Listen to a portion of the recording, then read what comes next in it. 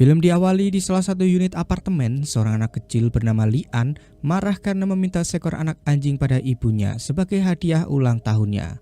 Awalnya, sang ibu tak mengizinkannya karena akan repot kalau punya hewan peliharaan di apartemen. Namun karena merengek terus-terusan, akhirnya ibu Lian mengalah dan berjanji akan mengadopsi seekor anak anjing.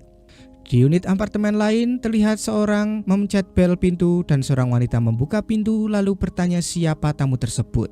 Namun belum sempat mendapat jawaban, dia malah menghujamkan pisau ke perut wanita yang malang ini beberapa kali. Aksi si tamu tak dikenal ini ternyata sangat gila. Tidak hanya satu, tapi dia membunuh 4 orang wanita sekaligus dan mayat mereka dijejerkan. Anehnya, si pelaku kemudian menata cangkir membuat seolah-olah ada 4 cangkir teh yang terhidang di sana. Lalu di dapur, orang itu memotong selang gas dan memasukkan korek api ke dalam microwave, kemudian menyalakannya. Di sisi lain, Lian terlihat keluar apartemen bersama ayah dan ibunya untuk mengadopsi anak anjing. Saat mereka masuk ke dalam lift, microwave tadi mulai muncul percikan api yang menyambar gas dan ledakan hebat pun terjadi di unit apartemen tersebut. Lift yang dinaiki keluarga Lian pun tiba-tiba berhenti yang membuat mereka terjebak di dalam.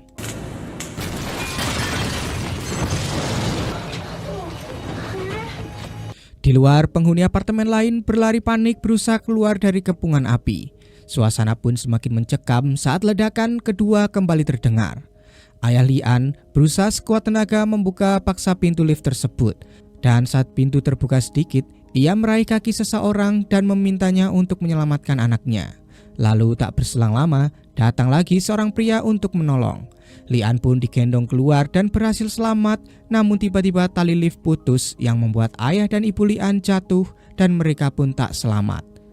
Di luar, para petugas medis dan pemadam berusaha menyelamatkan orang-orang yang ada di dalam. Remaja laki-laki yang menggendong Lian menyadari mereka tak punya banyak waktu lagi, apalagi Lian sudah pingsan dan tampak lemas. Ia pun memecahkan kaca jendela sambil memeluk Lian dan kemudian melompat dari apartemen tersebut. Beruntungnya, mereka berdua bisa selamat dan masih hidup. Remaja yang menyelamatkan Lian ini bernama Sungmo. 11 tahun kemudian, Lian kini sudah SMA dan ia tampak berdiri di deretan lemari pendingin tempat penyimpanan mayat. Ketika menyentuh salah satu lemari itu, ajaibnya Lian bisa melihat gambaran saat mayat itu dimasukkan ke dalam kantong mayat. Dan gambaran lain pun muncul setiap kali ia menyentuh lemari lainnya. Sementara itu, di luar ruangan, 2 orang wanita tampak berjalan tergesa-gesa. Seorang dokter forensik dan seorang detektif bernama Jisoo tampak berbicara mengenai psikometri yang ternyata adalah kemampuan yang dimiliki oleh Lian. Dokter forensik berkata, Lian punya kemampuan psikometri. Setiap dia menyentuh seseorang, dia bisa melihat masa lalu orang tersebut. Jisoo pun mengatakan, dengan bantuan Lian diharapkan kasus kriminal seperti pembunuhan bisa terungkap. Sementara itu, di sisi lain, Sungmo yang kini telah menjadi seorang jaksa tampak berada di sebuah tempat bekas kebakaran sebuah rumah sakit. Terlihat dia bersama para penyidik sedang mendalami untuk mengungkap siapa pelaku pembakaran rumah sakit itu. Kembali pada Jisoo yang kini bersama dengan Lian melihat beberapa mayat korban kebakaran di rumah sakit tersebut. Lian mulai menyentuh kepala salah satu korban dan tampaklah gambaran ruang 701 yang dikepung oleh api dan asap. Ia lalu memegang kepala korban kedua dan melihat gambaran seorang wanita yang berpakaian putih dan menggunakan cincin. Saat ketiganya tengah berdebat, Sungmo datang dan mengetuk ruang otopsi yang membuat ketiganya kaget lalu menyuruh Lian untuk bersembunyi. Nah, faktanya Lian ini sebenarnya dilarang untuk ikut serta dalam penyelidikan. Sungmo pun masuk ke dalam lalu Jisoo langsung mengalihkan perhatiannya. Namun setelah Jisoo dan dokter keluar, Sungmo malah menutup pintu dari dalam dan menemukan tempat persembunyian Lian. Lian pun menyapa Sungmo dengan sebutan Hyung. Rupanya Sungmo ini menjadi kakak angkat Lian dan Sungmo sebenarnya tak mengizinkannya untuk ikut dalam penyelidikan ini. Tapi Lian bersikeras memperlihatkan kemampuannya itu untuk membantu kasus yang sedang ditangani oleh kakaknya.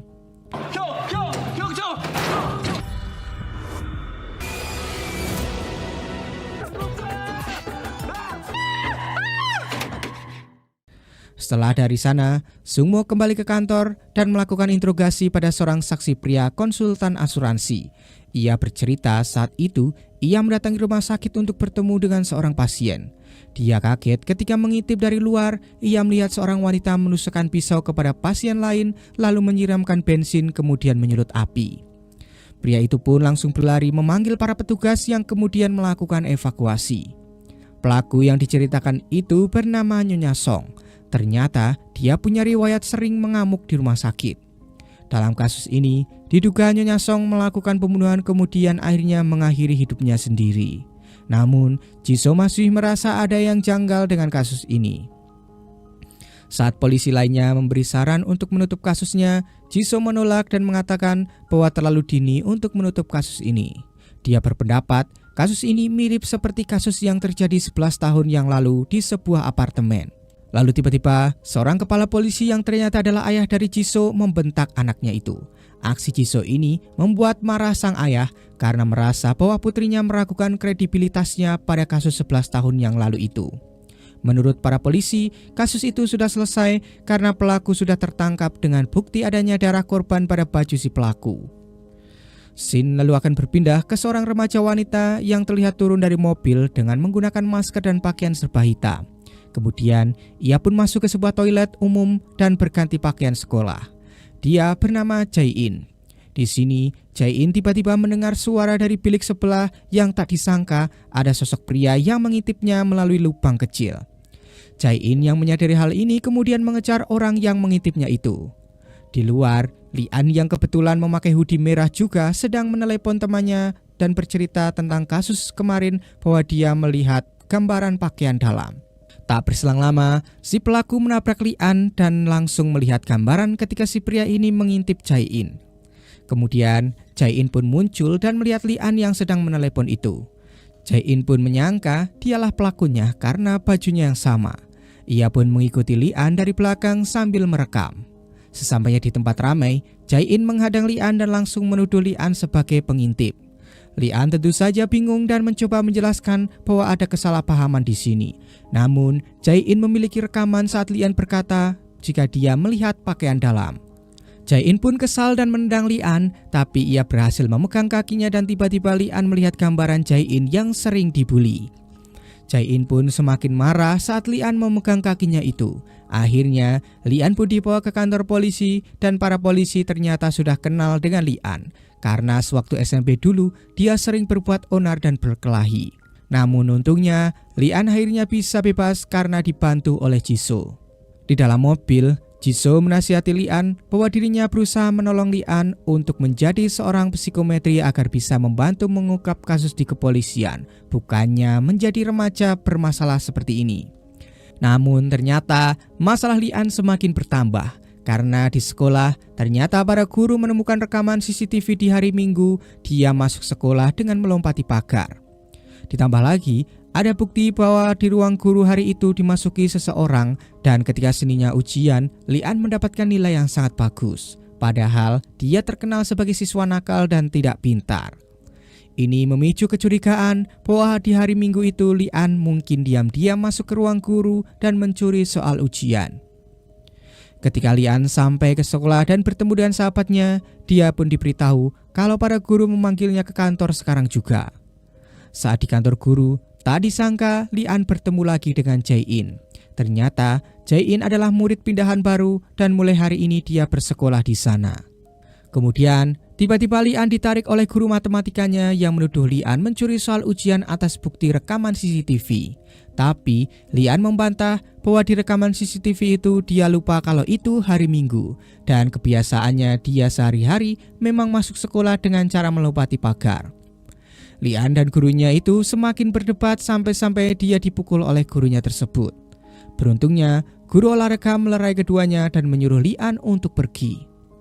Setelah dimarahi, Lian pun pergi ke atap sekolah untuk menyendiri.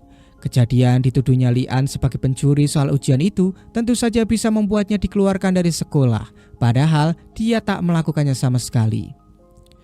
Sementara itu, Jae-in mulai masuk ke kelas yang kebetulan adalah kelas Lian. Ketika pelajaran kosong, dia didekati oleh dua siswi yang langsung curiga kenapa ada murid baru di akhir semester ini. Mereka curiga jika di sekolah lamanya Jae-in punya masalah. Mereka pun mulai menginterogasi Jae-in dan Jae-in hanya terdiam lalu keluar dari kelasnya. Kemudian dia pun teringat saat ia dibully oleh teman-teman di sekolahnya yang dulu. Mengingat kejadian buruk itu membuat Jae-in pun mengalami panic attack. Ia pun mencoba menenangkan diri di atap sekolah. Sementara itu, Li-an yang masih di atap juga, kini dia membaca berita kejadian 11 tahun yang lalu ketika dia menjadi korban kebakaran. Ternyata saat itu dia ditolong oleh seorang pria petugas pemadam kebakaran. Namun ironisnya, menurut hasil penyelidikan, pelaku kebakaran ini adalah si petugas tersebut. Pria yang telah menolong Li-an itu dipenjara dengan nomor tahanan 3145. Sementara itu di kantor kejaksaan, Jisoo tengah berbincang dengan Sungmo mengenai kasus kebakaran di rumah sakit. Jisoo masih penasaran tentang perkataan Li-an tentang adanya seorang wanita yang memakai cincin. Jisoo menduga wanita itu mungkin perawat di sana, dan Jisoo pun memutuskan untuk mencari keberadaan wanita yang kemungkinan bisa memberikan kesaksian penting untuk kasus ini. Scene pun akan flashback ketika beberapa hari setelah kejadian kebakaran di apartemen. Li-an kecil yang malang membuka sebuah kotak peninggalan orang tuanya sambil menangis di pinggir jalan. Kemudian Li-an melihat boneka anjing yang dulu sempat diberikan sang ibu padanya. Lalu tak berselang lama, seorang gadis kecil tiba-tiba melintas di depan Li-an dan tak sengaja salah satu sepatunya pun terlepas. Sementara itu di kantor polisi, ada seorang pria yang dituduh sebagai pelaku pembakaran. Gadis kecil yang hanya memakai satu sepatu itu menatap sedih ke arah pria itu yang ternyata adalah ayahnya sendiri. Lalu dia pun berlari keluar dan tak sengaja menabrak Li-an. Gadis kecil itu pun menangis kencang sambil memanggil-manggil nama ayahnya. Li-an yang kasihan langsung memberikan sebutir permen pada gadis kecil tersebut. Kebiasaan memakan permen itu ternyata ia lakukan hingga ia remaja dan dialah Jae-in. Kemudian terlihat Li-an dan Jae-in yang sama-sama hendak masuk ke kelas. Li-an melompat dan tak mengetahui ada Jae-in di bawahnya. Untungnya ia berhasil berpegangan sehingga tak menimpa Jae-in. Kemudian mereka menuju ke dalam kelas sambil berdebat karena Jae-in masih menganggap Li-an adalah seorang pengintip. Ketika pelajaran di kelas dimulai, Jae-in memukau teman-teman dan guru matematikanya karena bisa dengan mudah mengerjakan soal di papan tulis. Sementara siswa lain langsung dihina oleh gurunya itu. Tapi mendadak Jae-in jadi kesal ketika mendengar gurunya itu menghina para siswa. Tak disangka Jae-in kini malah berbalik membela para siswa dan menentang gurunya tersebut. Jae-in bahkan membela Li-an yang menurutnya bukan dia pelaku pencurian soal ujian. Sontak saja guru matematika itu marah dan menantang Jae-in untuk menemukan bukti jika bukan Li-an lah pelakunya. Jae-in pun langsung menerima tantangan ini dan malam harinya di sekolah, Li-an terlihat mengendap-endap masuk ke ruang guru. Ternyata ia ingin membuktikan kalau dirinya tak bersalah. Ia menggunakan kekuatan psikometrinya untuk mencoba membuka kode pada pintu ruang guru, namun ia tak berhasil dan hanya melihat angka 6 dan 2 saja. Nah, tiba-tiba Jae-in pun muncul di belakangnya. Karena Jae-in juga ternyata ingin membuktikan pada gurunya karena taruhannya adalah dia akan dikeluarkan. Jae-in mulai memencet tombol kode dan ternyata berhasil. Kodenya memang hanya angka 6 dan 2 saja, tapi angka itu diulang 4 kali. Di dalam ruang guru, mereka mulai mencari-cari apa yang bisa menjadi bukti. Jae-in membuka sebuah laci dan menemukan majalah dewasa yang disita dari para siswa. Li-an yang hendak mengambilnya, tiba-tiba tangannya terjepit dan melihat gambaran seseorang yang diam-diam memasuki ruang guru. Dia seorang siswi yang memegang kotak pensil berwarna kuning, tapi wajahnya tak bisa ia lihat. Keduanya pun mulai melanjutkan pencarian. Namun ketika masih sibuk mencari, tiba-tiba penjaga sekolah terdengar dari kejauhan menuju ke kantor guru yang membuat mereka berdua pun bersembunyi di balik cermin besar. Saat bersembunyi inilah, Jae-in menyadari bahwa mata Li-an berbeda dengan mata orang yang mengintipnya kemarin. Lalu tiba-tiba Li-an menarik tangan Jae-in agar tidak ketahuan, namun tak sengaja ia malah melihat gambaran angka 3145 di masa lalu Jae-in. Li-an pun menyebut angka itu yang membuat Jae-in terkejut. Ketika ditanya dari mana ia tahu angka itu, Li-an mengelak dan mengatakan jika Jae-in salah dengar. Akhirnya, keduanya pun pulang tanpa hasil apapun. Di tengah jalan, tiba-tiba seseorang terlihat sedang mengikuti Jae-in. Dia pun sudah siap dengan setrumannya, tapi ternyata dia adalah Sung Mo. Keduanya kemudian berbincang di swalayan. Ternyata, Sung Mo adalah orang yang selama ini membiayai sekolah Jae-in selama ayahnya di penjara. Sung Mo juga berkata dia tinggal di seberang kontrakan Jae-in. Keesokan harinya di sekolah, Li-an sedang mengobrol dengan sahabatnya dan berkata kalau pelaku pembobolan ruang guru adalah seorang gadis yang punya kotak pensil kuning. Dan untuk mengungkap si pelaku, Li-an pun akan melakukan hal yang nekat. Dia membunyikan alarm kebakaran yang seketika membuat para siswa mulai berlarian keluar. Ternyata, Li-an sudah menunggu di luar dengan melebarkan tangannya dengan maksud menyentuh satu persatu para siswa, berharap dari seorang siswa dia melihat kotak pensil berwarna kuning. Namun ternyata, ia malah kelelahan karena terlalu banyak bersentuhan dengan banyak orang, hingga ia pun mimisan dan terjatuh. Lalu seorang guru olahraga menyuruhnya bangun dan Li-an langsung bertanya, "Apa Bapak tahu siapa siswa yang punya kotak pensil berwarna kuning?" Tiba-tiba, mendadak guru itu panik dan menutup mulut Li-an. Setelah itu, Li-an melihat gambaran guru itu menghampiri seorang siswi dan ketika dilihat ternyata guru itu memegang sebuah tes kehamilan dan ketika alat itu dimasukkan ke kotak pensil berwarna kuning, guru matematika datang dan menyitanya karena menganggap alat itu adalah rokok. Karena takut ketahuan, siswi ini kemudian membobol ruang guru untuk mengambil kotak pensilnya lagi agar alat tes kehamilan itu tidak diketahui oleh siapapun. Siswi itu bernama Soyun dan kini Soyun sedang berbicara pada Jae-in. Dia mengakui kalau dialah yang membobol ruang guru. Ia memberitahu Jae-in agar Jae-in mendapatkan nama si pelaku dan tidak dikeluarkan dari sekolah. Ketika jam pelajaran dimulai, guru matematika sudah ada di kelas. Dia tiba-tiba berkata jika dia telah mencari asal-usul Jae-in. Ketika sang guru hendak mengatakan fakta itu, Jae-in memotong pembicaraannya dan mengalihkan topik dengan berkata kalau pelaku pencurian soal ujian bukanlah Li-an. Ternyata, di malam ketika ia mencari bukti bersama Li-an, Jae-in juga menemukan lembar jawaban yang sudah ditandai di laci guru matematika itu. Lembar jawaban itu milik kelima orang siswa di sekolah ini. Jadi, ternyata guru matematika itulah yang menjual jawaban ujian pada kelima siswa tersebut. Tak disangka, perdebatan Jae-in dan guru matematika itu direkam oleh seorang siswa dan diupload ke internet hingga viral.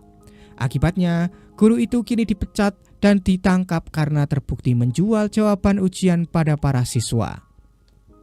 Jae-in pun berhasil mengungkap kasus pencurian soal ujian tanpa harus mengatakan kalau pelaku pembobolan di ruang guru adalah Soyun. Malam harinya, Jae-in ada di atap rumahnya dan melihat Sung Mo di seberang. Saat akan menyapa, ia melihat Li-an naik juga. Dengan terkejut, Jae-in pun merunduk bersembunyi dan keheranan mengapa Li-an bersama dengan Sung Mo. Jae-in juga mendengar percakapan keduanya di mana Li-an memanggil Sung Mo dengan sebutan Hyung. Li-an dan Sung Mo mengobrol tentang kekuatan psikometri Li-an dan obrolan itu membuat Li-an sedikit kesal hingga dia menendang pot tanaman yang membuat Jae-in kaget dan berteriak. Ia pun akhirnya ketahuan oleh Li-an. Li-an lalu bertanya mengapa Jae-in bersembunyi, namun bukannya menjawab, Jae-in malah berbalik tanya mengenai kemampuan psikometri Li-an. Jae-in pun kini tahu jika cara itulah yang membuat Li-an mengetahui nomor tahanan ayahnya yang sedang dipenjara. Jae-in tiba-tiba keceplosan masalah ayahnya tersebut yang membuat Li-an kaget mendengarnya. Jae-in pun lalu menyuruh Li-an untuk menunggunya dan memintanya membaca masa lalunya itu. Mereka pun kini duduk berdua di atap dan Jae-in bertanya bagian tubuhnya yang mana yang harus Li-an sentuh untuk melakukan psikometri. Li-an lalu menjawab tangan Jae-in saja sudah cukup. Namun menurut Jae-in, Li-an seharusnya menggunakan bagian tubuhnya yang jauh lebih sensitif, yaitu bibirnya. Li-an pun kaget, apalagi melihat Jae-in memintanya untuk membaca dirinya dengan mendekatkan wajahnya. Namun seketika, Li-an terjatuh dari tempat tidur yang ternyata itu cuma mimpi. Hari itu, mereka bersiap ke sekolah. Di luar kontrakan, Jae-in bertemu lagi dengan Li-an. Jae-in berkata, lupakan saja tentang semalam ketika dia berkata tentang ayahnya yang dipenjara. Di dalam bis, Jae-in mengatakan pada Li-an untuk tak menceritakan bahwa mereka bertetangga dan tinggal di atap kontrakan. Dia tak ingin dibully lagi oleh teman-temannya lagi seperti di sekolahnya dahulu. Beralih pada Jisoo dan Sungmo, mereka masih mencari keberadaan perawat yang memakai cincin yang bernama Hisuk. Keduanya lalu mendatangi rumahnya, tapi tak seorang pun ada di sana. Mereka hanya mendapatkan info kalau Hisuk adalah orang yang tertutup, bahkan para perawat lain di rumah sakit hampir tak ada yang mengenalnya. Jisoo pun mulai merasa frustasi dan berpikir apakah kasus ini akan ditutup saja. Kembali ke sekolah, saat di kelas, dua gadis dari keluarga kaya mengajak Jae-in untuk bergabung ke circle mereka. Kedua gadis ini masih mengira jika Jae-in ini adalah putri calon wali kota. Jae-in pun langsung menolak tawaran mereka itu. Dan sikap Jae-in tersebut membuat mereka kira Jae-in memandang rendah mereka, yang membuat mereka jadi kesal dan marah. Untungnya, Lian muncul dan menyuruh para gadis ini untuk pergi menjalankan tugas piket mereka. Jae-in pun tampak lega meski tak mengatakan apapun. Lalu tatapannya itu menunjukkan rasa terima kasih kepada Lian. Sementara itu di kantor kejaksaan, Jisoo menyerahkan dokumen mengenai penutupan kasus kebakaran di rumah sakit kepada Sungmo. Sungmo pun tahu sebenarnya Jisoo masih resah dengan kasus itu. Maka kemudian ia mengajak rekannya itu untuk melakukan penyelidikan sekali lagi. Sungmo pun menelepon saksi yang waktu itu pernah ia tanyai dan memintanya untuk datang lagi ke kantornya. Untungnya, saksi itu bersedia untuk bersaksi lagi. Pria itu pun mengendarai mobilnya menuju ke kantor Sungmo, tapi di jalan ia melihat seseorang berpakaian serba hitam. Tak beberapa lama, tiba-tiba ban mobilnya pun meletus dan pria berbaju hitam yang ia lihat tadi tiba-tiba datang mendekat dengan membawa sebuah palu di tangannya. Kembali pada Lian, sepulang sekolah Lian menumpang mobil sahabatnya yang bernama Daebong. Daebong ini adalah anak dari orang yang kaya. Ketika ada lampu merah, keduanya melihat Jae-in berjalan kaki menyeberang jalan. Lalu tanpa sengaja, Lian melihat seorang pria mencurigakan sedang mengikuti Jae-in. Ternyata Jae-in bekerja paruh waktu di minimarket dan pria tadi masih mengikutinya. Rupanya dia adalah si guru matematika. Dia lalu mengeluarkan botol minuman yang ternyata berisi cairan asam dan berniat menyiram ke wajah Jae-in. Namun untungnya Lian muncul dan menghentikannya. Lian pun menghentikan guru itu sementara cairan kimia tumpah di meja kasir. Lian pun kemudian menelepon Jisoo dan tak lama guru itu pun dibawa oleh para polisi. Lian bercerita pada Jisoo bahwa Jae-in adalah teman sekelas dan juga tetangganya.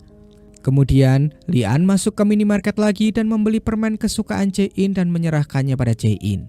Dan terjadi sebuah kenangan masa lalu yang belum mereka sadari. Malam harinya, Sungmo datang ke tempat Jae-in untuk melihat kondisinya yang baru saja diserang gurunya tadi. Jisoo yang masih khawatir kemudian menelepon Lian dan memintanya untuk menjadi pengawal sementara Jae-in. Awalnya Lian menolak. Tapi karena Jisoo keras kepala, akhirnya mau tak mau Lian pun mengiyakan perintah itu. Malam itu, Sungmo mendapatkan telepon tentang saksi yang baru saja ia telepon tadi siang. Saksi itu dikabarkan tewas saat sampai di TKP. Sungmo yang melihat pria itu tewas dengan kondisi terikat rantai berpendapat jika ini sengaja dilakukan oleh pelaku untuk menantangnya. Keesokan harinya, Lian berangkat bersama Jae-in ke sekolah. Diam-diam Jae-in tersenyum pada Lian. Ia juga nyaris merapikan rambut Lian yang berantakan, namun kemudian ia mengurungkan niatnya itu. Di atap sekolah, mereka mulai saling terbuka satu sama lain. Jae-in bercerita tentang dirinya yang selalu pindah sekolah agar tak ketahuan kalau dia punya ayah yang dipenjara dan dianggap anak seorang pembunuh. Lian juga bercerita tentang dirinya yang sudah yatim piatu dan tak ada yang menjaganya. Kehidupannya dulu di SMP adalah seorang anak yang nakal dan suka berkelahi. Hingga suatu malam di hari yang bersalju, dia menemukan anjing yang dibuang di dalam kardus. Ia pun merasa sama seperti anjing itu yang dibuang dan tak punya siapa-siapa. Kemudian dari atas muncullah Sungmo dan berkata, "Mari ikutlah bersamaku." Tangis Lian pun pecah karena akhirnya dia merasa memiliki keluarga. Dan kini Sungmo lah satu-satunya keluarganya, namun anehnya dia jugalah orang yang tak bisa ia lihat masa lalunya walaupun sudah menyentuhnya. Keesokan paginya, Jae-in tersenyum ceria dan keluar rumah, namun ia tak menemukan Lian di depan kontrakannya. Karena tak ingin terlambat, Jae-in pun berangkat terlebih dahulu ke sekolah. Lian ternyata bangun terlambat dan mendapati Daebong menyambutnya dengan panik sambil mengatakan ada masalah besar di sekolah. Ternyata di dinding sekolah sebuah tulisan besar tertulis jika Jae-in adalah anak pembunuh. Lian pun memegang kaleng cat yang digunakan dan melihat bahwa itu adalah ulah guru matematika mereka yang masih saja dendam pada Jae-in. Kemudian Lian ke minimarket namun tak menemukan Jae-in di sana. Lalu Lian pun mendatangi kontrakan Jae-in dan di sana ia melihat foto masa kecil Jae-in dan akhirnya mengenali kalau Jae-in ini adalah teman masa kecil yang pernah ia beri permen dahulu. Kemudian Lian melakukan psikometri pada gagang pintu kontrakannya dan gambaran Jae-in pun muncul yang mengucapkan terima kasih pada Lian karena sudah banyak menolongnya selama ini. Jae-in berharap suatu hari nanti ia bisa bertemu lagi dengan Lian. 2 tahun kemudian, Lian yang semakin dewasa tampak mengendarai sebuah mobil sport. Saat berhenti di lampu merah, ia mengejar seorang wanita yang mirip sekali dengan Jae-in. Namun ternyata ia salah orang. Ternyata pagi itu, Lian sedang melakukan ujian masuk ke kepolisian. Tampak dia menggeser kursinya mendekati peserta lain yang duduk di depannya dan mencoba melakukan kemampuan psikometri untuk mencontek pada orang tersebut. Namun saat ia menyentuh orang tersebut, sebuah suara yang sangat ia kenal menegurnya. Ternyata dia adalah Jae-in. Jae-in sendiri sudah lulus menjadi polisi dan kini menjadi pengawas tes masuk kepolisian. Mereka pun lalu mengobrol berdua tentang kehidupan mereka masing-masing setelah 2 tahun tak bertemu. Di tempat lain, Jisoo bertemu dengan sahabatnya dokter forensik yang bernama Soyeon. Jisoo bercerita jika ia dan Sungmo bertemu dengan kepala polisi yang tak lain ayah Jisoo sendiri untuk meminta agar kasus kebakaran rumah sakit jangan ditutup karena kasus itu kemungkinan ada kaitannya dengan kasus kebakaran apartemen 13 tahun yang lalu. Namun menurut sang ayah yang bernama Byung-ho ini, tersangka dan saksi kini sama-sama sudah mati, jadi tak ada gunanya lagi untuk diteruskan. Akan tetapi mereka berdua tetap saja keras kepala yang membuat Byung-so kesal. Ia akhirnya menantang Sungmo dan putrinya itu untuk menemukan bukti dalam kasus tersebut. Malam harinya, Lian bertemu dengan Sungmo, kemudian ia diajak kakaknya itu untuk ke suatu tempat. Di perjalanan, Sungmo melihat adiknya terlihat ceria dan menyanyikan lagu cinta. Kemungkinan karena tadi siang ia bertemu dengan Jae-in. Sungmo ternyata mengajak Lian ke sebuah komplek apartemen mewah. Sungmo berkata bahwa ini adalah tempat tinggal baru mereka yang membuat Lian kaget karena tadi ia sudah terlanjur memberikan alamat rumahnya yang lama pada Jae-in. Keesokan harinya, Lian berniat datang ke kantor polisi tempat Jae-in bertugas untuk mengatakan bahwa ia telah pindah rumah. Tapi ternyata Jae-in sudah pindah tugas ke daerah lain. Lian pun bertanya pada Jisoo tentang kepindahan Jae-in ini. Jisoo berkata bahwa walaupun Jae-in kini menjadi polisi, tugasnya hanya tugas yang biasa, seperti berpatroli di jalanan sepi, bahkan membantu orang tua untuk menakut-nakuti anaknya yang nakal. Akan sulit untuk naik jabatan jika bertugas di tempat seperti itu. Lian pun lalu menyusul ke daerah tempat Jae-in bertugas dan sesampainya di sana, ternyata Lian tahu kalau alasan Jae-in pindah adalah agar para polisi lain tak tahu mengenai latar belakang ayah Jae-in. Ketika sedang mengobrol, tiba-tiba mereka dikejutkan dengan laporan seorang ibu-ibu yang kehilangan anaknya. Rupanya, anak ibu ini memang sering kabur yang membuat mereka pun segera berkeliling mencari anak tersebut. Lalu di sungai, mereka melihat boneka kelinci milik anak itu. Dengan panik, Lian dan Jae-in pun menuju sungai untuk mengambil boneka tersebut. Saat menyentuh boneka itu, Lian mendapat gambaran rambut hitam wanita yang dimasukkan ke dalam koper. Ia pun merasa panik dan berkata mungkin anak ini diculik. Saat suasana tegang, atasan Jae-in pun lewat dan menanyakan sedang apa mereka di sungai. Tampak juga anak yang hilang itu sudah ketemu dan sedang digandeng oleh ibunya. Jae-in pun mengejek Lian dan mengatakan jika kemampuan psikometrinya ternyata belum berkembang. Lian kemudian menyadari bahwa ia melihat gambaran wanita tadi bukan karena menyentuh bonekanya, tapi karena ia menyentuh air sungainya. Dan ternyata benar, terlihat sebuah koper besar tersangkut di tepi sungai yang membuat polisi pun berdatangan dan kebetulan yang menangani kasus ini adalah Jisoo. Ternyata sebelumnya telah ditemukan mayat juga di dalam koper sekitar 5 bulan yang lalu. Jisoo kemudian membawa mayat itu untuk diotopsi oleh Dr. Soyeon. Saat dibuka di dalam koper terlihat mayat wanita yang sedang meringkuk. Malam harinya, Lian dan Jae-in duduk di pinggir sungai merasa tak percaya kalau di daerah ini terjadi 2 kasus pembuangan mayat di dalam koper. Sementara di kantor polisi, Jisoo mempresentasikan mengenai penemuan mayat ini di depan ayahnya dan Sungmo, bahwa 5 bulan lalu kejadian yang sama juga pernah terjadi. Selesai rapat itu di kantornya, Sungmo langsung melihat berkas-berkas mengenai kasus kebakaran rumah sakit dan apartemen 13 tahun yang lalu, serta pembunuhan 2 wanita dalam koper. Nah, karena merasa pikirannya sudah terlalu lelah, akhirnya Sungmo pun memutuskan untuk pulang. Namun sesampainya ia di tangga, ia melihat seorang pria berpakaian serba hitam berdiri di depan mobilnya. Saat melihat sosok itu, Sungmo pun langsung mengingat peristiwa masa kecilnya dulu saat ia terlihat ketakutan dan tampak sebuah kaki terikat rantai.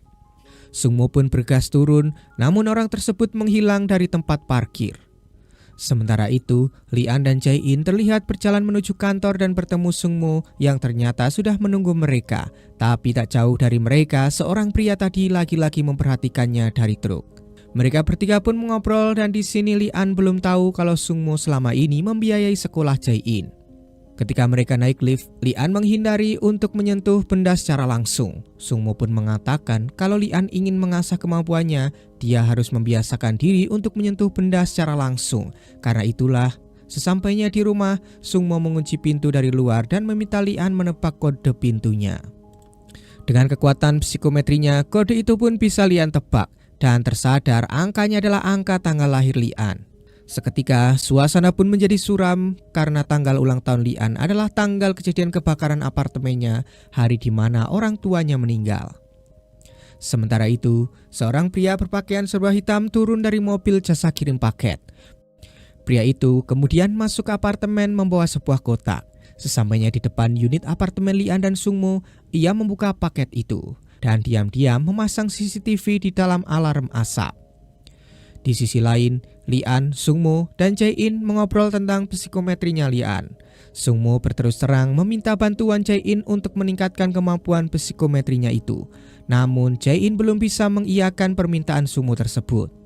Sore harinya, Lee-an dan Jae-in duduk di pinggir sungai dan memikirkan permintaan Sungmo tadi.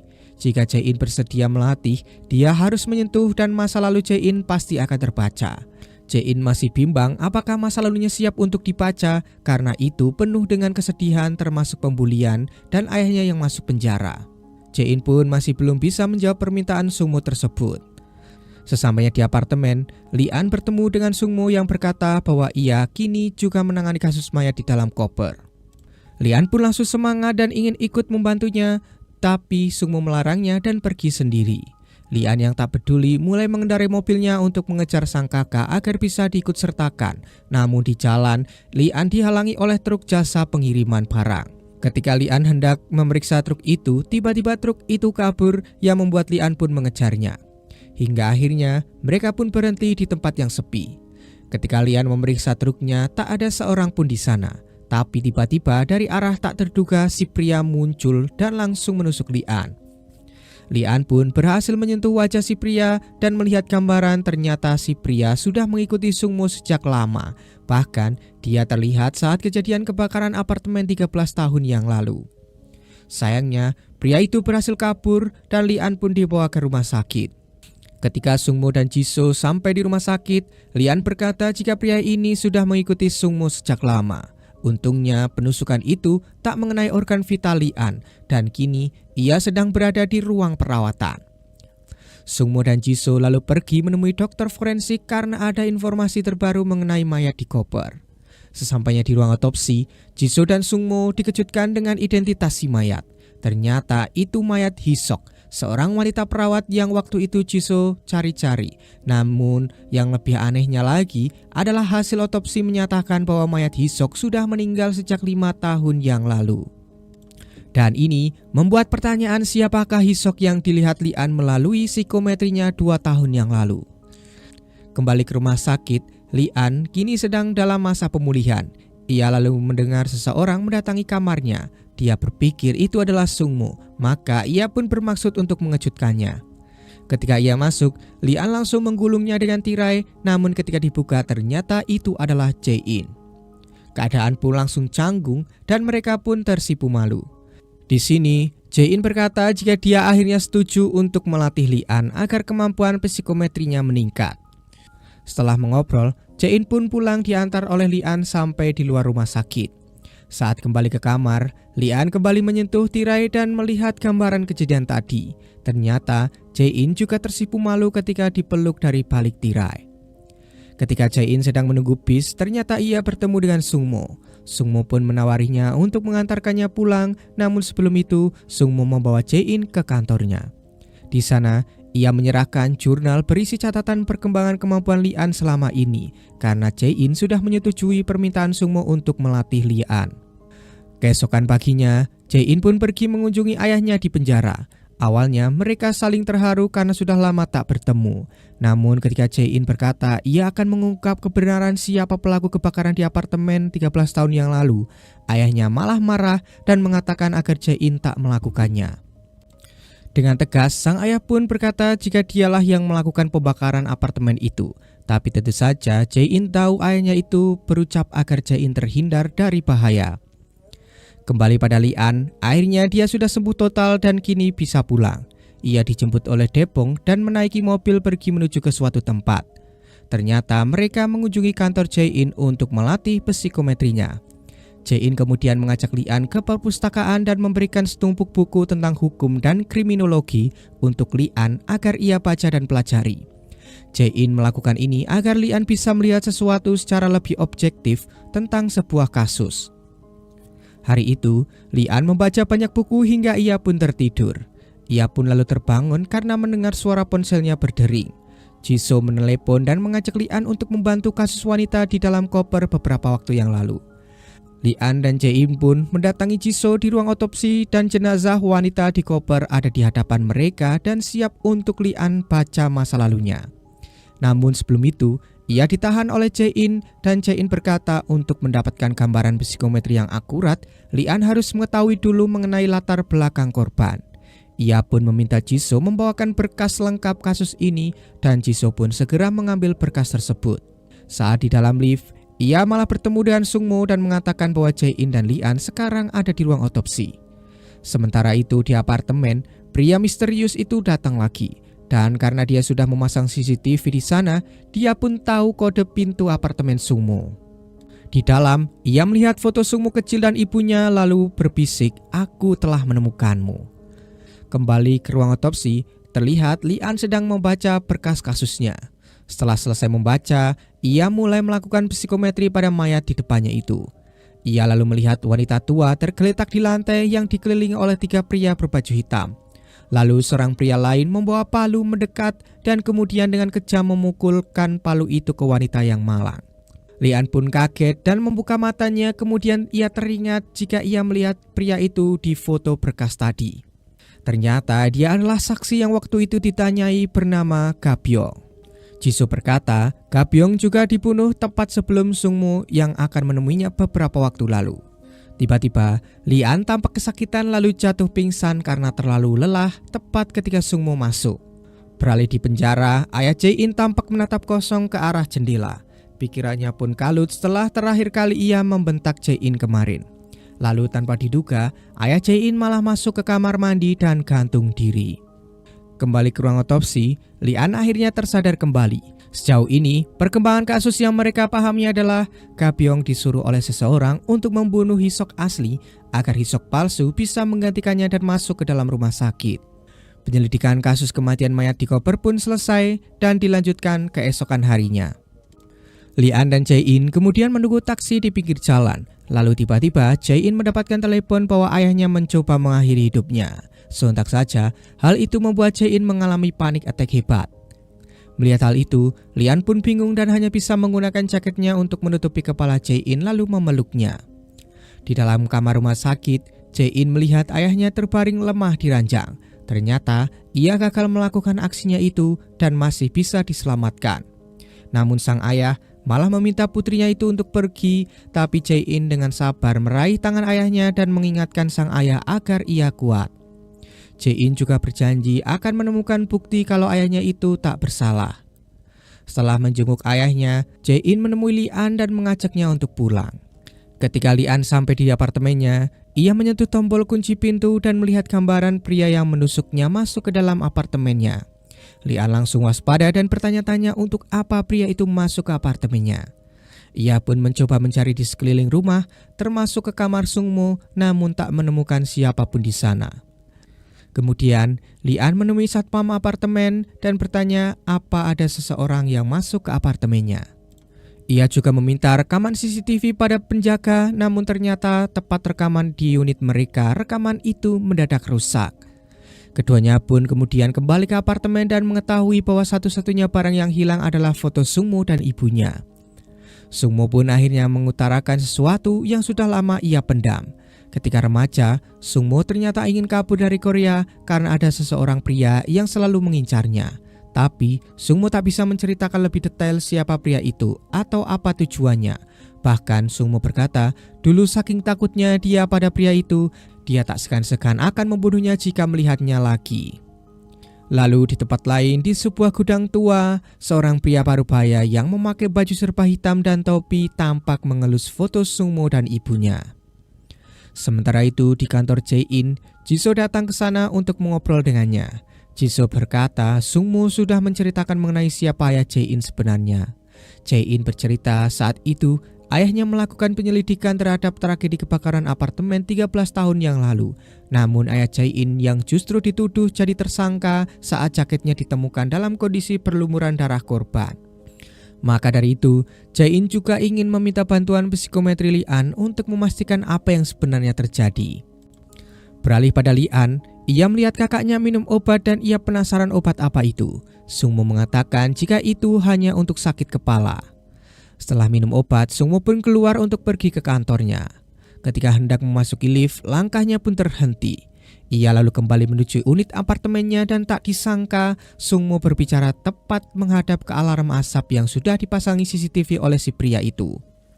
Pria itu juga ternyata sedang menonton aksi Sungmo tersebut. Sungmo berkata, aku tahu apa tujuanmu. Seolah sedang mengobrol, si pria itu menjawab, kalau begitu salah satu dari kita harus ada yang mati. Kemudian Sungmo pun merusak CCTV tersebut. Beralih pada Lian, dia sedang ada di apartemen mencoba berlatih psikometrinya dengan menyentuh buku-buku milik Sungmo. Tak berselang lama, ponselnya pun berbunyi yang ternyata dari Jae-in yang berkata kalau Jae-in akan mampir ke apartemennya. Lian pun segera membersihkan apartemennya sebelum Jae-in datang. Lalu saat Jae-in datang, Lian mulai bercerita tentang pelaku penusukan dirinya. Ternyata pria itu juga masuk ke apartemennya.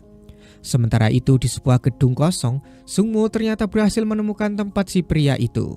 Ia melihat ponsel yang terbakar dan segera menelepon tim forensik digital meminta ponsel tersebut untuk diteliti. Setelah menunggu beberapa lama, Sungmo mendapatkan telepon bahwa data dari ponsel yang terbakar berhasil dipulihkan dan akan dikirimkan kepadanya. Dari data itu, ia melihat dirinya di masa lalu, tapi ada satu foto yang membuat dirinya gemetar hebat, yaitu foto Jae-in. Foto itu seakan berkata jika Jae-in adalah target pria itu selanjutnya. Di kantor Jae-in, atasan Jae-in yang bernama Letnan Nam melihat CCTV yang rusak. Jae-in dan Letnan Nam pun segera memeriksanya keluar. Saat kembali ke dalam, seorang pria terlihat sedang dikagumi oleh ibu-ibu karena pandai merangkai kawat menjadi seni.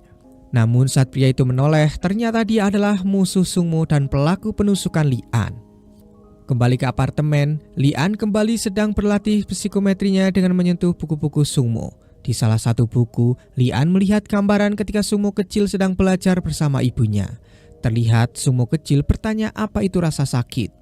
Ibunya pun menjelaskan apa itu rasa sakit, namun Sungmo tetap tidak mengerti. Lian pun menjadi heran apakah Sungmo tak bisa merasakan rasa sakit. Setelah berlatih, Lian pun bergegas menemui Jae-in. Di sana tak disangka ia berpapasan dengan pria yang pernah menusuknya dulu. Namun dia tidak mengenalinya karena waktu itu si pria memakai masker. Di taman, Lian dan Jae-in pun duduk di ayunan. Lian menceritakan tentang latihannya tadi dan tentang Sungmo kecil yang ternyata perlu dijelaskan tentang apa itu rasa sakit. Lian tak menyangka kakaknya menyembunyikan fakta ini darinya dan ia merasa Sungmo masih menyembunyikan banyak rahasia kepadanya. Ketika mengobrol, Lian melihat tali sepatu Jae-in terlepas dan ingin mengikatkannya. Namun dengan refleks Jae-in menarik kakinya. Lian pun berkata, jika satu-satunya yang tak perlu aku meminta izin untuk kusentuh hanyalah salju ini. Namun tiba-tiba Jae-in memegang tangan Lee-an dan seketika gambaran kenangan Jae-in terlihat. Dan kenangan itu dipenuhi oleh mereka berdua, yang jelas saja terlihat kalau ternyata Jae-in selalu memikirkan Lee-an dan menyukai Lee-an. Selesai melakukan psikometri, Lee-an membungkuk untuk mengikatkan tali sepatu Jae-in, dan kali ini dia tak menghindar. Lee-an lalu berkata, "Mulai sekarang kau tak boleh lari lagi, karena aku sudah siap menerima semua masa lalumu." Jae-in pun kembali ke kantornya diantar oleh Lee-an, tapi dari kejauhan Sung-mo memperhatikan mereka berdua dari dalam mobilnya. Beralih pada Jisoo, ia terlihat sedang minum bersama So-yoon. Dia mulai bercerita awal mengenal Lee-an dan Sung-mo. Ternyata ayah Lee-an adalah teman baik ayah Jisoo. Mereka sama-sama polisi dan ketika ayah Lee-an tewas dalam tragedi kebakaran, Lee-an sempat akan diadopsi oleh ayah Jisoo, namun hal itu tak terjadi. Oleh karena itu, akhirnya Lee-an pun diasuh oleh Sung-mo. Mereka kadang suka bermain bersama walaupun mereka berdua tak suka bergaul dengan anak-anak yang lain. Jisoo pernah sekali memegang rambut Lee-an, tapi Lee-an tak suka disentuh dan juga tak suka menyentuh orang. Itu sebelum Jisoo tahu kalau Lee-an punya kekuatan psikometri. Setelah minum bersama Jisoo, Dr. So-yoon kembali ke rumah sakit dan memeriksa file laporan otopsi dari kebakaran apartemen tersebut. Seorang wanita adalah salah satu korban penusukan dan ternyata wanita itu adalah ibu Sung-mo. Beralih pada Sung-mo, ia datang ke kantor polisi sendirian untuk melakukan interogasi pada seseorang yang ternyata orang itu adalah orang yang dihubungi oleh Ga-byung tepat sebelum Ga-byung tewas dibunuh. Anehnya, interogasi ini Sung-mo lakukan diam-diam tanpa sepengetahuan rekan lain termasuk Jisoo. Sung-mo bertanya kenapa di ponsel Ga-byung nomor terakhir yang dihubungi adalah nomor sang pria. Pria ini pun bercerita saat Ga-byung mengalami pecah ban dan didatangi pria dengan palu di tangannya. Ga-byung segera menelepon pria ini dan memintanya menjemput wanita bernama Song-hee dan membawanya ke tempat yang aman. Namun ketika sampai di tempat Song-hee, wanita itu sudah menghilang entah kemana. Pria ini tidak tahu Song-hee itu siapa, tapi Sung-mo tahu orang yang bernama Song-hee itu adalah salah satu nama dari mayat yang ada di dalam koper. Kembali pada Jisoo, dia terlihat masuk ke dalam mobil dan mendapatkan info penting dari seorang bawahannya. Dia berkata kemarin ia melihat Sung-mo melakukan interogasi diam-diam pada seorang pria. Jisoo pun merasa terkejut mendengar info itu dan untuk apa Sung-mo melakukan interogasi tanpa sepengetahuan dirinya. Beralih pada Lee-an, hari itu akan menjadi kencan untuk pertama kalinya bagi mereka berdua. Di dalam mobil, Jae-in berkata kalau tadi dia mandi dengan menutup matanya. Karena takut ketika Lee-an menyentuhnya, Lee-an bisa melihat dirinya yang sedang mandi. Lee-an hanya bisa tertawa mendengarnya walaupun itu ada benarnya juga. Beralih pada Jisoo yang mendatangi ruang interogasi dan memeriksa file terbaru. Benar saja, ternyata Sung-mo menginterogasi dan mendapatkan fakta terbaru yaitu seorang wanita bernama Song-hee. Di sana, ia juga menerima telepon dari Dr. So-yoon yang memintanya datang menemuinya. Sampai di ruang otopsi, Jisoo diperlihatkan sketsa wajah dan foto wanita itu adalah ibunya Sung-mo. So-yoon menjelaskan, wajah ibu Sung-mo mirip sekali dengan kedua mayat di dalam koper yaitu Hee-suk dan Song-hee. Ketika malam larut, kencan mereka selesai dan Lee-an pun mengantar Jae-in pulang. Lee-an memberikan hiasan yang tadi ia buat untuk Jae-in. Di kamarnya, Jae-in membuka hiasan itu yang ternyata adalah hiasan pohon Natal persis seperti yang diberikan ayahnya Jae-in dulu pada saat ia kecil. Lee-an tahu bentuk hiasan itu ketika ia melihat masa lalu Jae-in melalui psikometrinya. Jae-in pun merasa terharu dan keluar lagi memeluk Lee-an dari belakang. Air matanya berlinang dan Lee-an pun mengusapnya. Namun ketika ia menyentuhnya, sebuah gambaran mengejutkan terjadi. Selain gambaran hiasan, untuk pertama kalinya Lee-an melihat wajah ayah Jae-in yang ternyata pelaku pembakaran dan pembunuhan di apartemennya yang terjadi 13 tahun yang lalu. Hal itu mengingatkan Lee-an ketika pemakaman orang tuanya selesai, semua keluarga korban kebakaran yang selamat dibawa naik bus menuju rumah mereka masing-masing. Di jalan, mereka melihat berita di layar besar jika si pelaku pembakaran sudah tertangkap bernama Tae-ha. Lee-an pun bingung karena orang itulah yang menggendongnya saat diselamatkan dari lift. Kembali ke masa sekarang, Jae-in mencoba menjelaskan kalau ayahnya tak bersalah, tapi Lee-an sudah terlanjur marah dan berkata jika semua orang di luar terlihat baik, namun semuanya menyimpan masa lalu yang menjijikkan.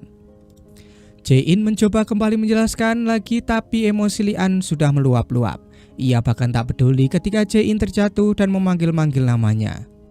Di tengah hujan deras, Lian berjalan tanpa tujuan dan semua orang yang disenggolnya bisa ia lihat masa lalunya, membuatnya semakin marah karena gambaran yang ia lihat adalah sifat kelam orang-orang tersebut.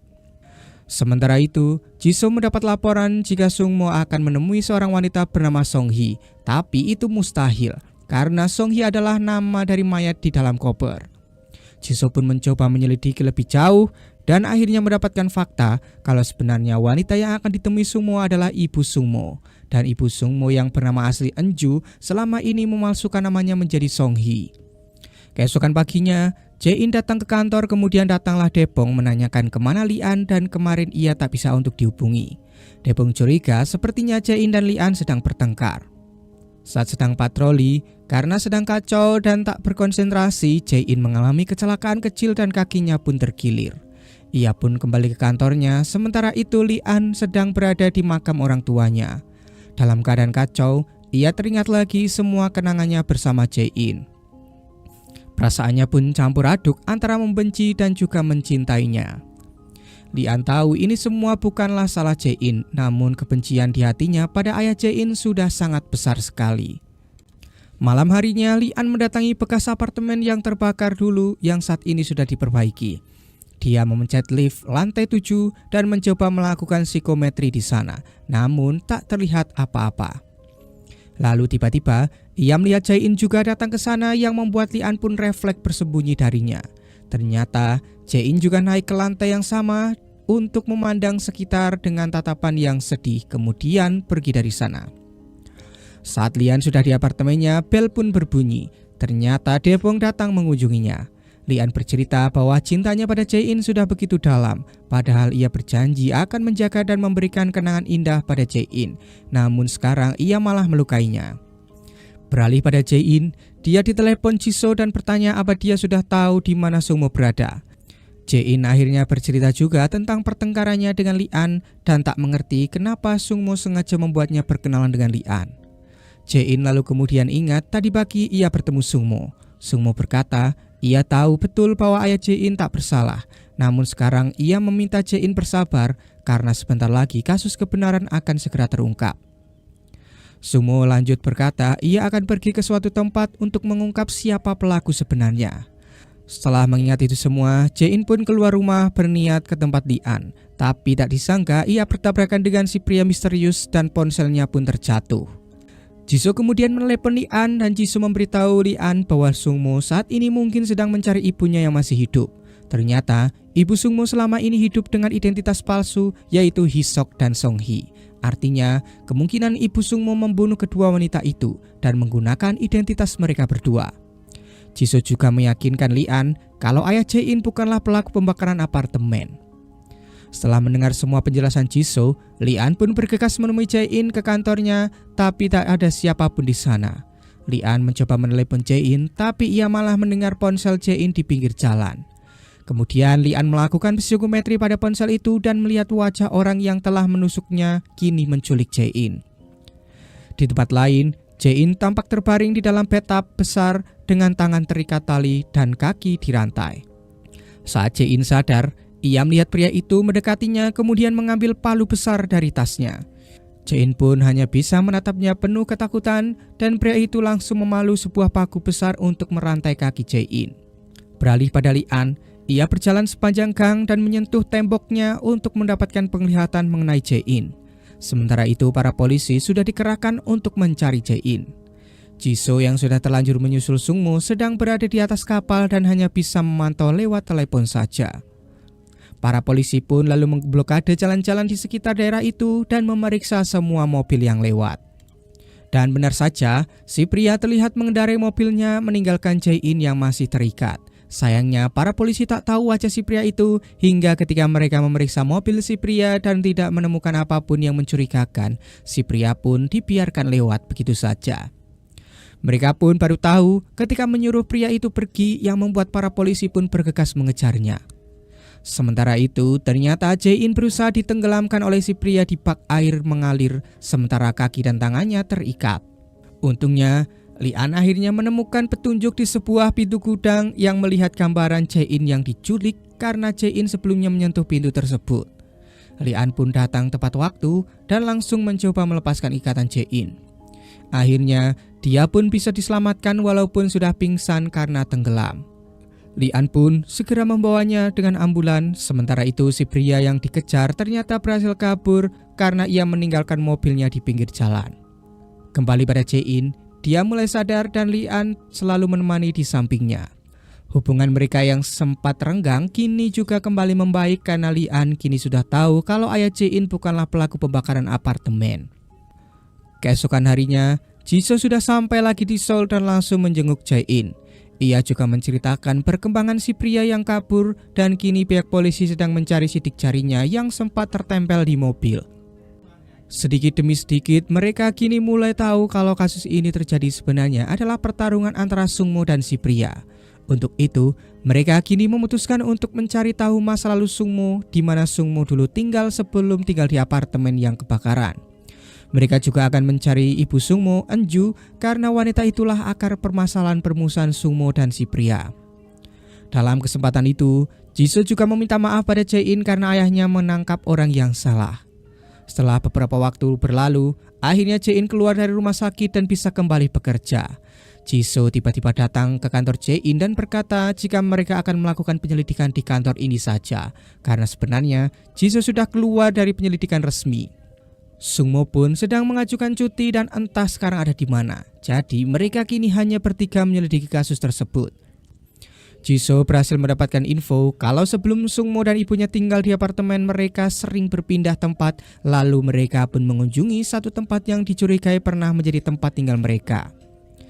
Ternyata tempat itu adalah sebuah gudang tua berisi mesin-mesin tua. Di gudang itu, mereka menemukan jejak yang sepertinya baru. Mereka pun mengikutinya hingga sampai di sebuah pintu basement. Ketika Lee-an menyentuh pintunya, ia melihat Sungmo ternyata pernah ke sini baru-baru ini. Sementara itu, Jisoo mendapatkan telepon dari Dr. Soyeon tentang sidik jari si pria. Ternyata ada satu kasus lama yang juga melibatkan pria itu. Ternyata dulu si pria pernah menyekap seorang wanita dan seorang anak kecil selama 9 tahun di sebuah basement. Kembali pada Lee-an, dia kembali menyentuh apa yang ada di basement dan terkejut ketika melihat gambaran seorang anak kecil berlari kabur keluar sementara ibunya berteriak dan menyuruh Sungmo lari dari sini. Ternyata si pria adalah ayah Sungmo dan pernah menyekap Sungmo dan ibunya di basement itu selama 9 tahun. Lee-an dan Jae-in pun semakin masuk ke bawah tanah dan tak disangka mereka melihat penjara di dalam sana. Jisoo lalu menyusul ke dalam dan menceritakan apa yang ia obrolkan tadi bersama Dr. Soyeon, bahwa Sungmo disekap bersama ibunya di sini selama 9 tahun. Mereka pun kini berpencar untuk menemukan petunjuk lain. Lee-an kembali melakukan psikometrinya dan melihat masa lalu ibu Sungmo. Ternyata si pria itu sudah menyekap ibu Sungmo ketika dia masih kecil dan si pria masih remaja, hingga ibu Sungmo pun dewasa lalu akhirnya hamil. Beralih pada Jisoo, dia mendatangi kantor polisi dan meminta berkas kasus penculikan atau penyekapan yang terjadi yang kasusnya masih menggantung. Ia pun mendapatkan sebuah berkas bahwa dulu pernah terjadi sebuah kasus penyekapan, tapi penyelidikannya tidak dilanjutkan karena si pelaku tidak punya identitas. Jisoo pun melihat sketsa si pelaku dan wajahnya memang seperti wajah si pria itu sewaktu masih muda, dan pria itu bernama Gang Tae. Kembali pada Lee-an yang melakukan psikometri, ia melihat ibu Sungmo meminta beberapa buku untuk Sungmo belajar karena Sungmo tidak pernah tersenyum dan merasakan rasa sakit. Sementara Jisoo kembali ke gudang dan mengobrol dengan Jae-in. Ternyata dari berkas yang baru ia baca, Gang Tae mengidap aleksit, kondisi di mana seseorang tak bisa merasakan apapun, namun ketika Gang Tae melihat Enju, ibu Sungmo, untuk pertama kalinya dia bisa merasakan sesuatu, yaitu rasa cinta. Namun, cintanya itu ia ekspresikan dengan obsesi mengerikan. Gang Tae menyekap Enju di bawah tanah dari Enju kecil hingga dewasa. Singkatnya, atasan Jae-in Letnan Nam akhirnya bercerita kalau kasus kebakaran apartemen 13 tahun yang lalu pelakunya memang sengaja dijebak. Dulu apartemen itu dibangun oleh sebuah perusahaan bernama YSS Construction dan kualitas bangunannya di bawah standar. Ketika kasus kebakaran terjadi dan apartemen hancur, perusahaan tersebut menggunakan kesempatan untuk mengalihkan perhatian. Mereka meminta ayah Jisoo yang saat itu menjadi pemimpin penyelidikan untuk menjebak seseorang agar hancurnya apartemen bukanlah karena kualitas apartemen yang buruk, tapi karena dibakar seseorang. Karena menangkap pelaku sebenarnya membutuhkan waktu yang lama, maka ayah Jisoo pun menuduh seseorang yang kebetulan adalah ayah Jae-in. Maka ayah Jae-in pun dipenjara. Karena ayah Jisoo dianggap berhasil menangkap pelaku pembakaran, ia pun diangkat jabatannya. Mendengar kenyataan pahit ini, Jisoo langsung menemui ayahnya dan berkata kalau ia sudah tahu semuanya. Ayah Jisoo dengan dingin menjawab, dulu ketika Jisoo kecil, Jisoo sering sakit dan lemah. Ayahnya tak punya uang untuk biaya pengobatan dan kasus itu adalah satu-satunya cara mendapatkan uang agar bisa menyembuhkannya.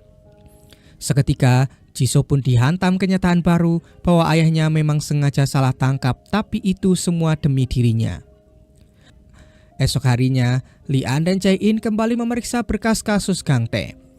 Mereka mendapatkan fakta kalau Gang Tae waktu kecil pernah tinggal di stasiun. Mereka pun bingung kenapa ada orang yang bisa tinggal di stasiun, dan karena penasaran, mereka pun mengunjungi stasiun tersebut. Ternyata, stasiun itu terbengkalai dan sudah tak terpakai dari dulu. Tak ada siapapun di sana, hanya ada sebuah tas, dan ketika dibuka, sebuah rantai dan foto Sungmo dan ibunya ada di dalamnya. Lee-an berpikir ini pasti milik Gang Tae. Lalu tiba-tiba muncul seorang berpakaian serba hitam ke sana. Mereka berdua segera bersembunyi, namun tiba-tiba dia berbalik arah dan kabur. Ia menjatuhkan sesuatu dan ketika Lee-an menyentuhnya ternyata itu adalah pisau. Ternyata orang tadi adalah ibu Sungmo. Sementara Jae-in terus mengejarnya dan menyergapnya hingga terjatuh. Di sisi lain stasiun, Sungmo ternyata datang ke sana dan sudah tahu kalau Gang Tae yang tak lain adalah ayahnya sedang menunggunya di sana. Sungmo tahu ayahnya itu akan ada di sana karena di sanalah tempat Gang Tae dulu disekap. Ternyata dahulu ketika kecil, Gang Tae disekap dan dirantai juga di stasiun terbengkalai ini. Itulah mengapa kini ia menjadi seorang psikopat. Mereka pun saling bertemu dan langsung berkelahi. Sementara itu, Jisoo mendapatkan telepon dari Lee-an kalau sepertinya stasiun terbengkalai ini punya dua sisi. Dan Sungmo sepertinya ada di sisi satunya lagi. Jisoo pun mendatangi sisi tersebut dan benar saja ia pun melihat mereka berdua sedang berkelahi. Jisoo langsung menodongkan senjata pada mereka, namun Gang Tae tiba-tiba menyelinap di antara pipa kemudian mendekati Jisoo dan langsung menusuknya. Sungmo pun terlambat menyadarinya. Jisoo terluka parah yang membuat Sungmo merasa bahwa ini adalah salahnya. Sementara itu, Gang Tae langsung kabur keluar dari stasiun. Sungmo terus menangis sambil memeluk Jisoo yang kini tak sadarkan diri itu. Kembali pada Lee-an dan Jae-in, mereka tiba-tiba mendengar dari radio polisi kalau Jisoo terluka. Lee-an yang mendengar itu segera kembali ke stasiun dan kebetulan dia melihat Gang Tae keluar dari sana. Lee-an pun langsung mengejarnya hingga ke terowongan. Akhirnya Lee-an berhasil menyergapnya dan langsung memukulinya. Ketika menyentuhnya, Lee-an melihat gambaran yang pernah terjadi. Gang Tae terlihat menelepon seseorang yang ternyata ibu Sungmo. Lalu gambaran lain muncul, yaitu Sungmo datang dan membawa ibunya pergi kabur dari kejaran Gang Tae. Kembali ke masa sekarang, saat polisi datang dan langsung menangkap Gang Tae, ia pun segera dibawa dengan mobil polisi. Namun diam-diam ternyata dia membawa kawat kecil dan borgolnya berusaha ia buka. Ketika Jae-in mengobrol dengan seorang polisi, dia mendengar di radio kalau Gang Tae berhasil kabur. Sementara itu, Jisoo baru saja selesai dioperasi, namun sayang operasinya tak membuahkan hasil karena lukanya terlalu serius dan akhirnya dia pun meninggal dunia. Ayahnya yang datang ke sana sangat terpukul mendengar putrinya itu meninggal. Lee-an yang mendengar itu juga langsung terkulai lesu dan menangis histeris. Setelah kematian Jisoo, ayahnya kini merasa hampa dan merasa bersalah. Dia pun meminta Letnan Nam untuk membuka lagi kasus apartemen dan kasus kebakaran rumah sakit agar dendam Jisoo bisa terbalaskan. Ayahnya tahu dia pasti akan ikut tertangkap juga nantinya, tapi ia sudah tak peduli lagi asalkan dendam Jisoo bisa terbayarkan. Sementara itu, Ibu Sungmo kini diinterogasi oleh Jae-in. Ibu Sungmo mulai bercerita setelah ia kabur dari basement bersama Sungmo, dia pindah ke apartemen, namun Gang Tae berhasil tahu kalau Ibu Sungmo tinggal di sana. Maka dari itu, ia pun kabur lagi dan sempat mengganti namanya menjadi Hisuk dan Songhee, kemudian bekerja menjadi perawat di rumah sakit. Tapi suatu malam, entah bagaimana caranya, Gang Tae berhasil tahu nomor telepon Ibu Sungmo. Gang Tae pun ternyata berhasil membunuh Hisuk dan Song Hee asli yang identitasnya Enju pakai. Ia berkata, ia sangat ingin membunuh Ibu Sungmo dan jika permintaannya tak dikabulkan, dia akan membunuh semua pasien di rumah sakit itu. Terpaksa, Ibu Sungmo pun datang ke sana. Namun saat sampai di rumah sakit, ia kaget ketika melihat para pasien ternyata sudah mati dibunuh oleh Gang Tae. Selesai diinterogasi, Ibu Sungmo pun keluar. Lian sempat menyentuh tangan Ibu Sungmo dan mendapat gambaran yang tak diceritakan ketika interogasi. Lian melihat Gang Tae berkata kalau pelaku pembakaran apartemen 13 tahun yang lalu bukanlah dirinya, melainkan Sungmo. Sementara itu, ternyata Gang Tae yang berhasil kabur dari mobil polisi kini berada di sebuah gedung tua dan tangannya terluka karena sempat ditembak oleh polisi. Di sisi lain, ketika mengetahui fakta bahwa kakaknya adalah pelaku pembakaran, membuat Lian jadi ragu pada Sungmo. Jae-in mencoba menghiburnya dan berkata kalau Gang Tae bisa saja berbohong mengatakan hal itu pada Ibu Sungmo. Tapi, Lian kini jadi bingung apakah harus terus percaya pada kakaknya atau perkataan Gang Tae. Meskipun begitu, Lian dan Jae-in terus menyelidiki kasus ini. Kini Jae-in meminta bantuan para polisi senior untuk mengungkap kasus antara Sungmo dan Gang Tae ini. Dia menjabarkan mulai dari tragedi apartemen, tragedi rumah sakit, sampai akhirnya semua itu mengerucut bahwa tersangka utamanya adalah Gang Tae. Tapi Jae-in juga menambahkan bahwa Sungmo juga tak luput dari tersangka yang membuat semuanya pun terkejut mendengarnya. Setelah itu, mereka pun langsung mengincar keberadaan Sungmo melalui rekaman CCTV di seluruh kota. Akhirnya, mereka menemukan Sungmo sedang berjalan di sebuah kawasan. Mereka terus melacak CCTV di toko, mobil, dan jalan raya mengikuti kemana Sungmo pergi. Dan ternyata ia pun terlihat masuk ke sebuah motel. Lian, Jae-in, dan Letnan Nam langsung menuju motel tersebut tapi sayangnya Sungmo sudah tak ada di sana. Lian kemudian menggunakan kekuatan psikometrinya menyentuh benda-benda di sana dan terlihat bahwa Sungmo pernah ada di kamar itu. Lalu terlihat dia mengecek sebuah peta dan menandai beberapa titik. Sementara Jae-in memeriksa sampah yang Sungmo buang. Terlihat di dalam kantong plastik ada obat yang Sungmo buang. Ia pun kemudian menyimpannya untuk diperiksa. Sementara itu, Lian melaporkan pada rekan polisi lain tentang gambaran yang ia lihat. Titik-titik yang ditandai Sungmo ternyata adalah tempat-tempat terbengkalai yang ternyata semua tempat itu kemungkinan tempat bersembunyinya Gang Tae. Di antara tempat tersebut, mereka pun memutuskan pergi ke rumah sakit yang terbengkalai, mengingat ketika Gang Tae kabur dari mobil polisi tangannya terluka dan dia mungkin butuh obat. Mereka pun sampai di rumah sakit tersebut. Lian kembali melakukan psikometrinya dan benar saja Gang Tae dan Sungmo terlihat pernah ada di sana. Terlihat Sungmo berhasil melumpuhkan Gang Tae dengan suntikan bius kemudian membawanya pergi. Namun dari rumah sakit itu, mereka tak tahu kemana Sungmo membawa Gang Tae pergi. Mereka pun lalu kembali ke markas untuk melakukan penyelidikan dengan rekan-rekan yang lain. Di sisi lain, obat yang ditemukan Jae-in ternyata adalah obat penghilang rasa dan selama ini Sungmo mengkonsumsinya. Ternyata Sungmo yang selama ini Lian anggap punya alexitimia adalah karena obat itu. Selama ini Sungmo mengkonsumsi obat itu sehingga Sungmo tidak bisa dibaca psikometrinya oleh Lian. Sementara itu di suatu tempat, Sungmo sedang menyandera Gang Tae. Dengan dinginnya Sungmo berkata, "Aku akan membiarkan luka di tanganmu membusuk." Tapi Gang Tae menjawab, "Jika aku tidak bisa merasakan rasa sakit, jadi percuma saja." Tapi Sungmo membalas, "Jika aku akan menyiksamu hingga kau merasakan rasa sakit." Lalu Gang Tae pun dibawa ke kamar mandi dan kepalanya ditenggelamkan berkali-kali. Gang Tae disiksa saluran pernafasannya yang membuatnya ternyata bisa merasakan rasa panik juga. Kembali pada Lian dan rekan-rekan polisi, mereka masih menyelidiki kasus ini, tapi tiba-tiba Sungmo masuk ke ruangan yang membuat semua hanya terpana melihatnya. Lian langsung marah, tapi Sungmo berkata, "Jika hari ini aku akan memberikan pernyataan dan siap untuk diinterogasi." Lalu interogasi pun dimulai. Di sana, Sungmo bercerita bahwa permusuhannya dengan Gang Tae adalah demi menyelamatkan sang ibu.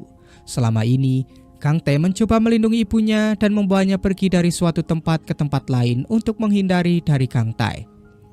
Lalu ketika ditanya di mana Gang Tae sekarang berada, Sungmo pun tak mau menjawabnya. Ia pun bangkit dan berkata interogasi ini sudah selesai. Lian terlihat marah dan tak puas dengan pernyataan Sungmo itu. Dia menghadang kakaknya itu dan memegang tangannya.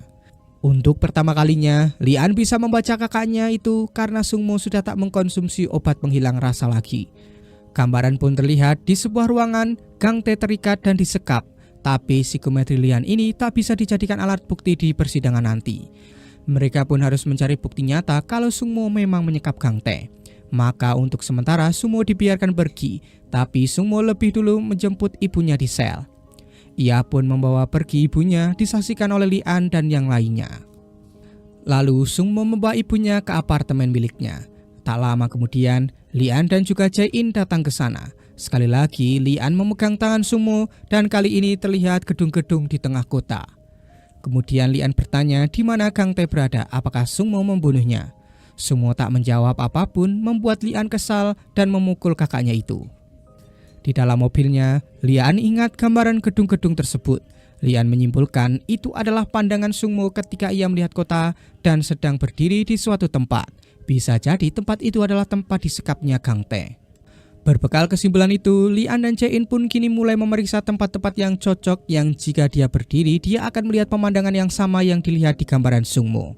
Akhirnya, mereka sampai di sebuah gedung yang pemandangannya hampir sama, tapi masih kurang jauh. Lalu tiba-tiba, Lian melihat sebuah gedung lain di dekat sana. Ternyata itu adalah apartemen yang terbakar 13 tahun yang lalu. Para polisi pun segera mendatangi tempat tersebut dan mendobrak unit nomor 701. Ternyata di dalam mereka menemukan orang yang mereka cari, yaitu Gang Tae yang sudah tak sadarkan diri. Untungnya Gang Tae masih hidup dan segera dibawa untuk dirawat. Ketika hendak keluar, tak sengaja Lian menyeduh pintu dan terlihatlah gambaran kejadian pembunuhan yang selama ini menjadi misteri terbesar.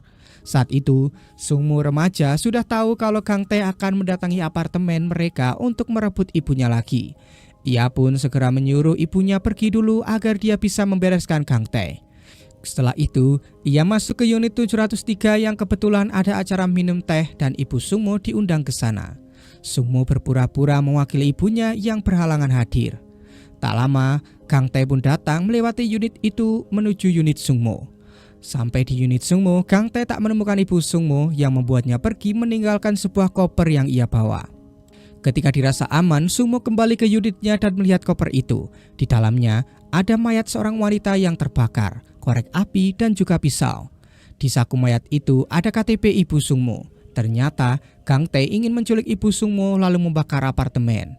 Jadi ketika apartemen itu diselidiki polisi, mereka menganggap mayat di koper itu adalah ibu Sungmo berdasarkan KTP yang ada sehingga polisi tak akan mencarinya. Sungmo yang tahu rencana Gang Tae ini malah mengeksekusi rencana itu sendiri. Ia datang kembali ke unit 703 dan membunuh semua wanita yang ada di sana, lalu ia masukkan korek ke microwave agar terjadi kebakaran. Ia menganggap dengan menjalankan rencana Gang Tae ini, ibunya bisa melarikan diri dengan aman. Lian yang melihat semua gambaran ini langsung terjatuh dan tak kuat menahan rasa trauma. Ia langsung tak sadarkan diri, tapi untungnya Jae-in datang dan membantu menyadarkan Lian kembali. Setelah sadar, ia menceritakan semuanya pada Jae-in kalau memang benar pelaku pembakaran apartemen adalah Sungmo. Akhirnya, semua misteri telah terungkap. Sungmo hanya bisa menangis sambil meminta maaf karena gara-gara dirinya orang tua Lian tewas. Lalu, Sungmo juga meminta maaf pada Jae-in karena gara-gara dia ayah Jae-in difitnah sebagai pelaku pembakaran apartemen. Dengan tegar, Jae-in lalu menyuruh Sungmo untuk menyerahkan dirinya. Sungmo pun menurut dan langsung diborgol. Dalam interogasinya, Sungmo juga mengakui semua perbuatannya atas kejahatannya itu. Lalu di persidangan, Sungmo dikenai hukuman 13 tahun penjara oleh pengadilan, sementara Gang Tae dijatuhi hukuman mati karena selain pernah menyekap ibu Sungmo dan Sungmo selama 9 tahun, ternyata yang membunuh wanita di koper adalah Gang Tae. Kini, Lian dan Jae-in bisa bernafas lega karena semua misteri telah terungkap. Dan film pun tamat.